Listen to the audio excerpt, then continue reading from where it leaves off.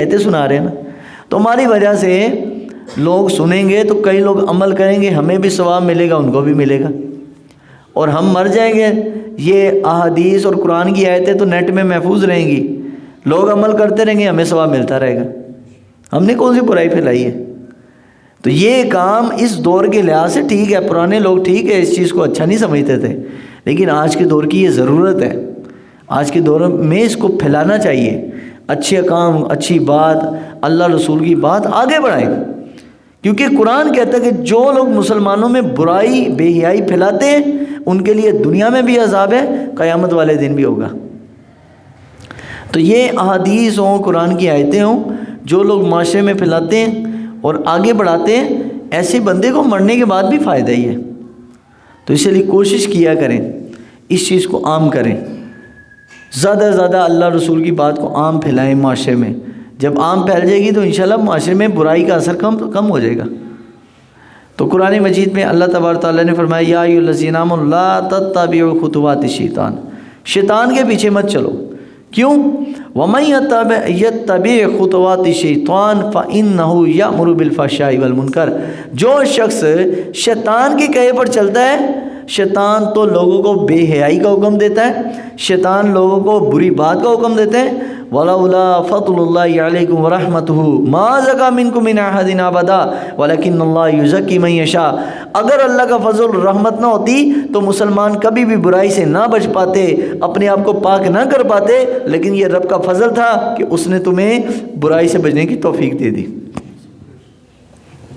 اور آگے اللہ تبارک تعالیٰ نے یہ سورہ نور میں پھر کسی کے گھر میں جانے کے آداب بیان کیے کہ جب بھی جاؤ کسی گھر میں دروازہ کھڑکا کے جاؤ، کسی گھر میں جاؤ تو 3 اوقات کے علاوہ جاؤ، ایک صبح نہیں جانا، ایک رات کو نہیں جانا، اور ایک دوپہر کا جو ٹائم ہے۔ اس زمانے میں لوگ دوپہر کو آرام کرتے تھے، آج خیر وہ رواج ختم ہو گیا، وہ سنت معاشرے سے ختم ہو گئی ہے۔ حالانکہ حضور کا عمل ہے کہ نبی علیہ السلام دوپہر کو استراحت فرماتے تھے، کچھ دیر آرام کرتے تھے۔ تو عرب میں بھی رواج تھا، کلچر تھا، لوگ دوپہر کی نماز سے پہلے یا دوپہر کی نماز کے بعد آرام کرتے تھے۔ اور اللہ نے فرمایا 3 وقتوں کے علاوہ تم کبھی بھی جاؤ تو پہلے دستک دو، اجازت طلب کرو، اجازت مل جائے پھر گھر میں داخل ہونا ہے، اور سلام کر کے گھر میں داخل ہو۔ اگر اپنے بھی گھر میں داخل ہو رہے ہو تو پہلے کھانسی کر کے تو پھر داخل ہو، کیونکہ لوگ ظاہری بات ہے لیٹے ہوتے ہیں، کسی کپڑے کیسے ہیں، کسی کیسے ہیں، جسم عجیب حالت میں ہوتا ہے، تو اس وقت کیا یہی حکم ہے کہ آپ پہلے اجازت طلب کر کے پھر اندر داخل ہوں، تاکہ برائی کے مرتکب نہ ہو سکیں، بے حیائی کے مرتکب نہ ہو سکیں۔ یہی تو ہے نا حیا، حیا اسی کا تو نام ہے، اسی کا تو نام ہے معاشرے میں حیا کا پھیلانا۔ آپ جب معاشرے میں اس چیز کا عام کریں گے تو انشاءاللہ آپ کو اللہ تعالیٰ ثواب دے گا۔ تو اگلی جو سورہ نور کا اگلا حصہ ہے، اس میں مسلمانوں کو نگاہیں جھکانے اور نگاہیں پاک رکھنے کا حکم کیا گیا کہ اللہ نے فرمایا کل للمؤمنین یغضوا من ابصارہم، اے نبی صلی اللہ علیہ وسلم مسلمانوں کو حکم دیجئے کہ اپنی نظروں کو وہ جھکا کے رکھیں، اپنی نظروں کو جھکا کے رکھیں، کیونکہ جو شخص اپنی نظر میں حیا رکھتا ہے، ایسا شخص حضور نے فرمایا اللہ تعالیٰ ایسے بندے کو نماز کی حقیقی لذت عطا کرتا ہے۔ کتنی بڑی بات ہے، کئی لوگ کہتے ہیں یار نماز پڑھتے ہیں اور مزہ کوئی نہیں آتا۔ بھائی نماز میں لذت حاصل کرنے کے لیے بھی ہمارے سرکار نے ایک طریقہ بتایا، اور نماز میں لذت حاصل کرنے کا ایک ہی طریقہ ہے، نظر میں حیا پیدا کرو۔ جو بندہ اپنی نظر کو غیر محرم کی طرف اٹھنے سے بچا لے گا، نظر کو جھکا لے گا، اللہ اس کو نماز میں سرور عطا کر دے گا، اور پھر وہ کھڑا رہے گا، اسے نہیں پتہ چلے گا 20 تراویحاں پڑھیاں نے، اکنیاں رکھتا پڑھیاں، بار بار ٹائم نہیں دیکھے گا، اور جناب بار بار تھکاوٹ اپنے آپ چہرہ جسم ڈھیلا ڈالا نہیں کرے گا، بلکہ خوشی کے ساتھ کھڑا ہوگا، کیونکہ اسے نماز میں مزہ اور لطف آئے گا۔ اور یہ ساری برکتیں کس کی ہیں؟ نظر کی حفاظت کی۔ جو نظر کی حفاظت کرے گا اللہ پاک اس بندے کو نماز کی لذت عطا کرے گا۔ تو یہ بنیادی طور پر سورۃ النور میں اللہ تعالیٰ نے اس چیز کا تذکرہ کیا۔ آگے جو سورہ فرقان ہے، سورۃ الفرقان کے اندر بنیادی طور پر میرے رب العالمین نے نیک لوگوں کی صفات بیان کی ہیں اللہ کے بندے کون ہیں؟ اللہ کے بندے، اللہ نے کہا کہ یہ میرے بندے ہیں جی بھائی، یہ فرمایا وعباد الرحمن، رحمان کے بندے وہ ہیں الذین یمشون علی الارض ہونا، اور جو زمین پر چلتے ہیں تو آہستگی سے چلتے ہیں، عاجزی سے، اکڑ کے نہیں۔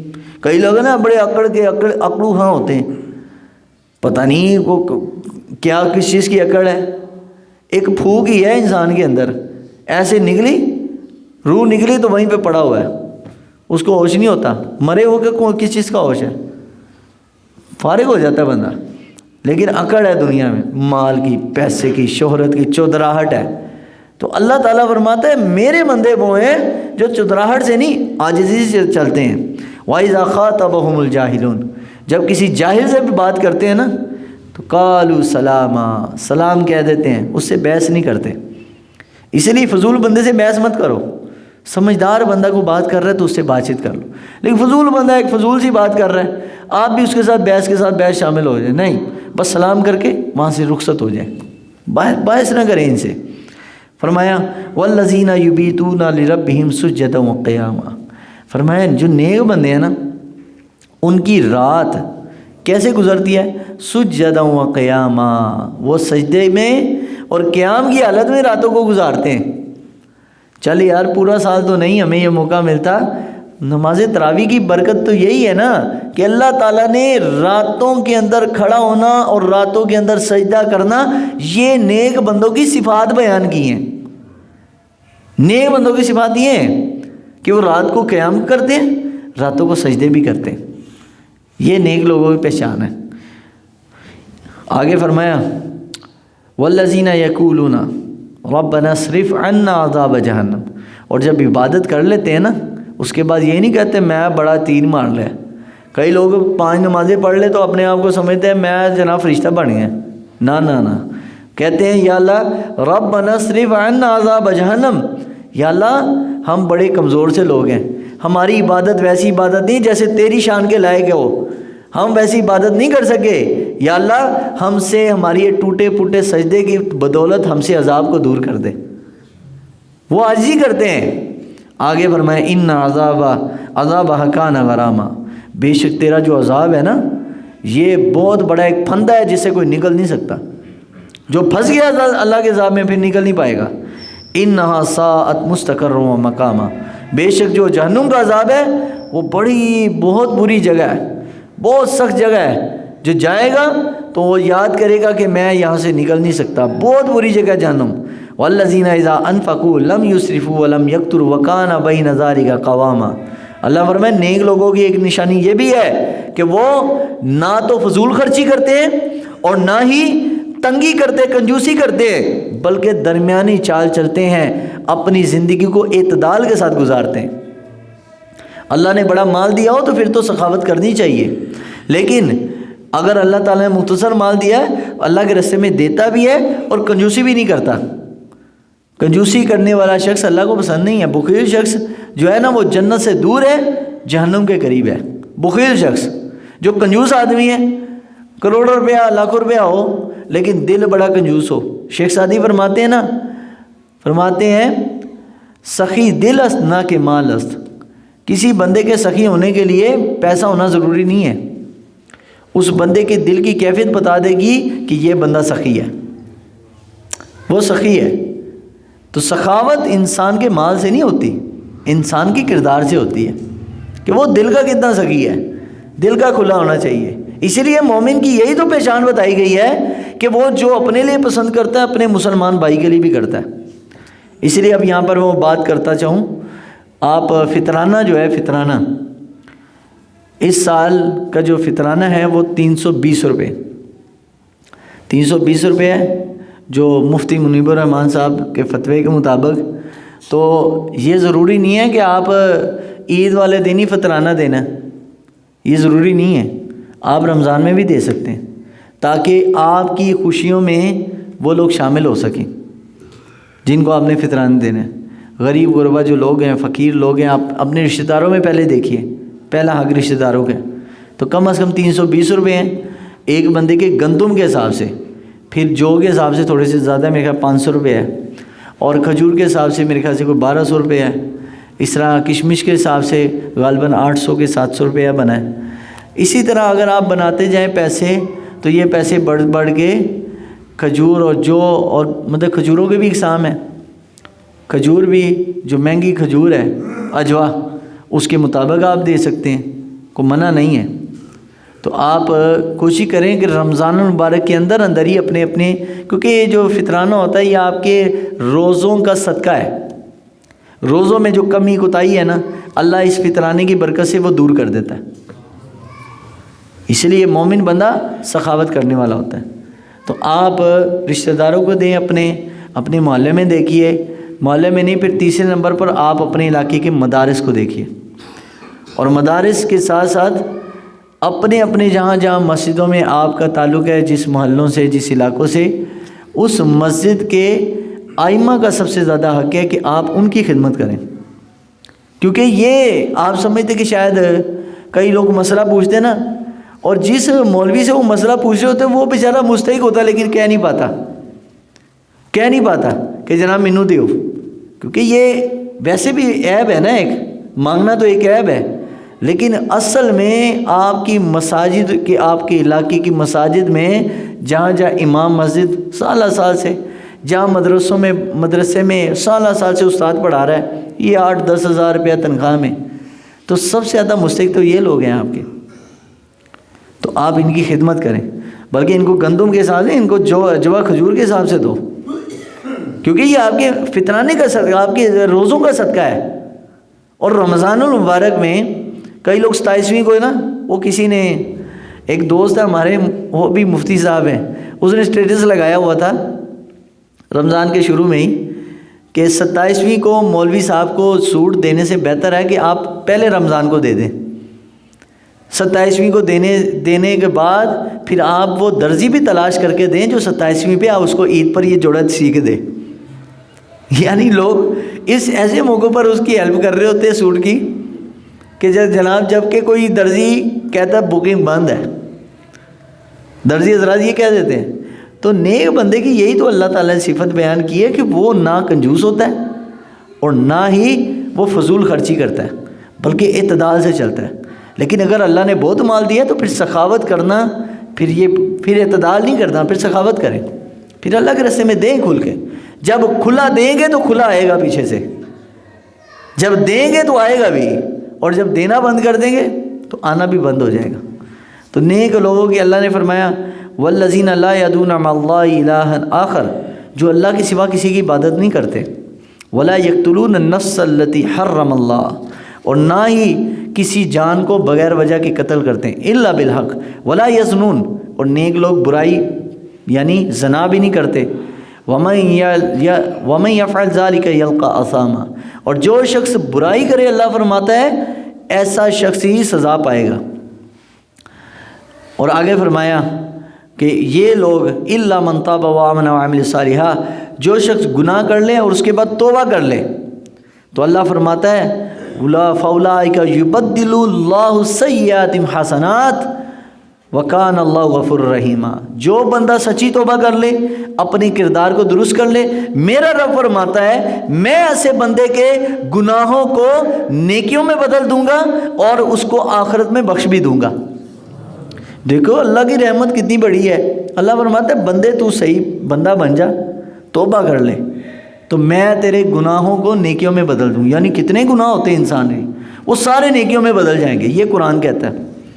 اور اللہ فرماتا ہے والذین لا یشہدون الزور، کہ وہ کبھی بھی کسی کی جھوٹی گواہی نہیں دیتے۔ ابھی پیچھے سورہ نور میں پڑھا نا کہ سورہ نور میں اللہ نے یہ فرمایا کہ وہ گواہی دیں گے تو 4 گواہ پورے ہوں گے، پھر کسی کو کہیں گے یہ بندہ کرپٹ ہے، 2 نمبر ہے۔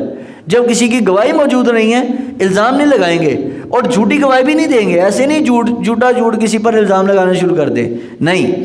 اللہ فرمایا وَإِذَا مَرُّوا بِاللَّغْوِ مَرُّوا كِرَامًا، اور جہاں کہیں برائی ہوتی ہوگی نا، کوئی فضول بات، کوئی فضول کام ہوتا ہوگا، وہاں وہ کھڑے نہیں ہوں گے، وہ نیک لوگ وہاں سے گزر جائیں گے چپ کر کے۔ وَالَّذِينَ إِذَا ذُكِّرُوا بِآيَاتِ رَبِّهِمْ لَمْ يَخِرُّوا عَلَيْهَا صُمًّا وَعُمْيَانًا، اللہ فرماتا ہے کہ جب ان کے سامنے قرآن پڑھا جائے گا نا، نیک لوگوں کے سامنے، نیک لوگ جب قرآن سنتے ہیں، میرا رب فرماتا ہے لم یخروا علیہ صم و عمیانہ، تو وہ قرآن اندھے اور بہرے ہو کر نہیں سنتے، پوری توجہ کے ساتھ اللہ کے قرآن کی طرف توجہ کرتے ہیں۔ نیک لوگ قرآن مجید کو پوری توجہ سے سنتے ہیں، ایسے نہیں تھوڑا سنے تو تھوڑا رہن دیتا، یا بے ذوق ہو کے عجیب و غریب چہرے کو مرجھا کر، مطلب کئی لوگ بیٹھ جاتے ہیں نا کئی دینی محفل میں تو بڑا تنگ ہو رہے ہوتے ہیں، دل کرتا ہے کہ بس نکل جائیے، شیطان ان کو تنگ کر رہا ہوتا ہے، وہ چل یار چلیے باہر گھومیے، یعنی وہ انتظار کر رہے ہوتے ہیں۔ کئی جگہ پہ ختم پہ چلے جاؤ، کئی 40ویں پہ کسی کے فوتگی بھی کی دعا کے لیے، تو کئی لوگ انتظار کر رہے ہیں مولوی صاحب دعا کی دو کرانی، تب بھی جا کے بیٹھ دیں۔ اس سے پہلے کوئی تقریر، کوئی حدیث، کوئی قرآن کی آیت بیان کر رہا ہوں، نہیں بیٹھیں گے، تنگ ہوتے ہیں۔ تو اللہ فرماتا ہے کہ یہ لوگ جو نیک ہوتے ہیں وہ پوری توجہ سے قرآن کو سنتے ہیں، شوق کے ساتھ سنتے ہیں، وہ کہتے ہیں ہمیں کوئی اللہ رسول کی بات بتائے۔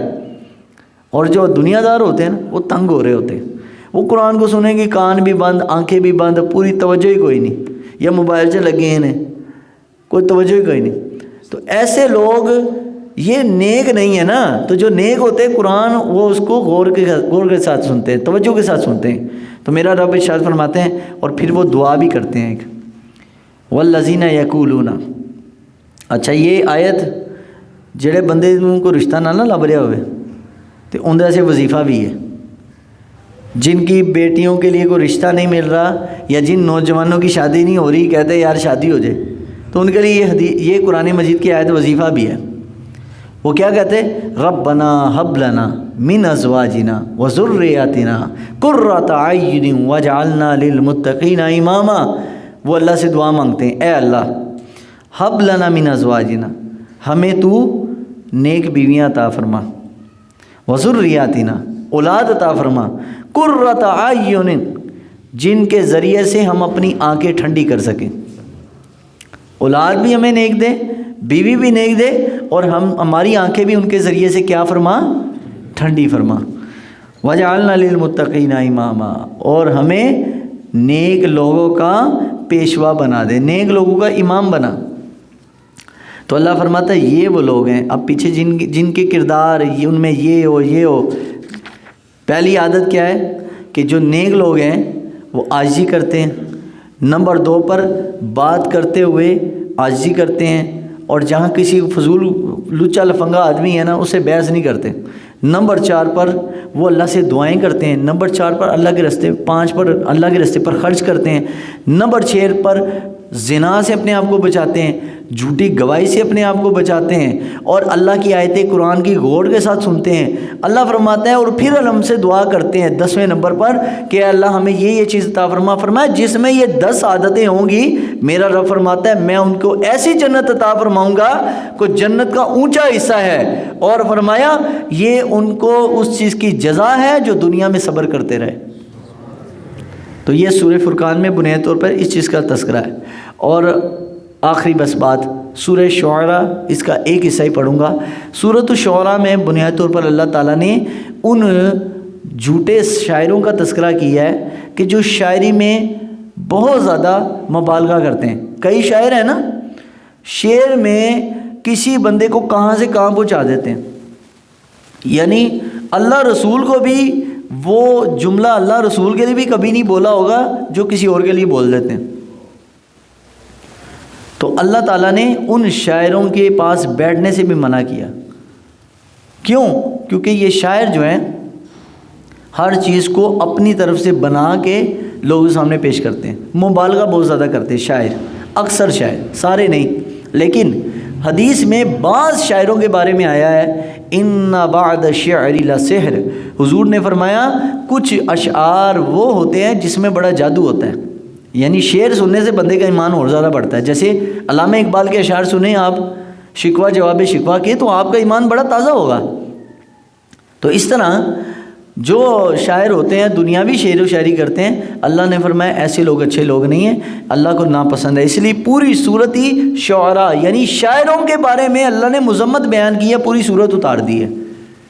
تو آج 3 صورتوں کے بارے میں نے مختصر خلاصہ بیان کیا ہے۔ اللہ تعالیٰ کی بارگاہ میں دعا ہے اللہ ہمیں عمل توفیق عطا فرمائے۔ اللہم